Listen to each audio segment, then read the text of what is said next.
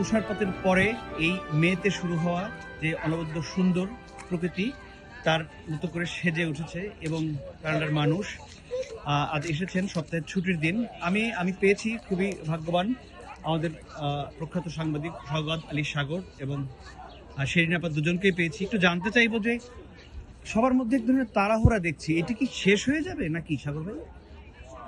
এটা আসলে হয় কি যে এটা টেম্পারেচারের সঙ্গে যেহেতু ডিপেন্ড করে, এখন শীতকালের পরে এটা এখন কানাডার অফিসিয়াল স্প্রিং এবং চেরি ব্লসমটা আসলে খুব দীর্ঘস্থায়ী হয় না, অল্প সময় হয়।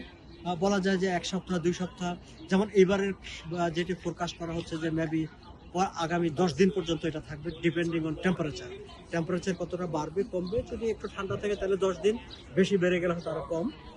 সেইভাবে আপনি খেয়াল করবেন যে শুরুর দিকটায় অনেকগুলো জায়গায় আমরা দেখেছি যে একদম পরিপূর্ণভাবে প্রস্ফুটিত হয়েছে, আবার সামনে গেলে দেখা যাবে যে পুরোপুরি প্রস্ফুটিত হয় নাই। সেটা আসলে টেম্পারেচারের ভেরিয়েশনের কারণে।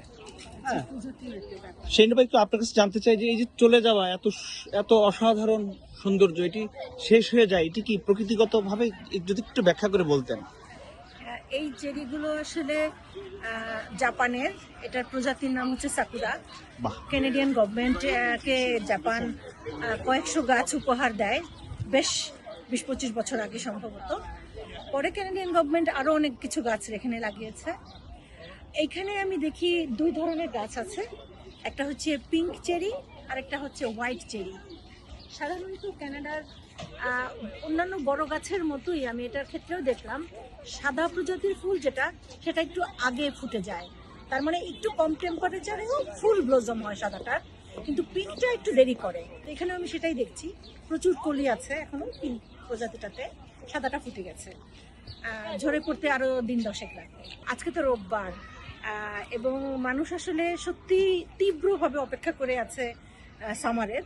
এখন আমাদের স্প্রিং, গাছে গাছে বড় গাছগুলো সাধারণত পাতা হবার আগেই ফুল ফোটে এবং সেখানে চেরি গাছ আসলে একটা হুলস্থুল লাগিয়ে দেয় নেচারি না, শুধু মানুষের মনেও হয়তো।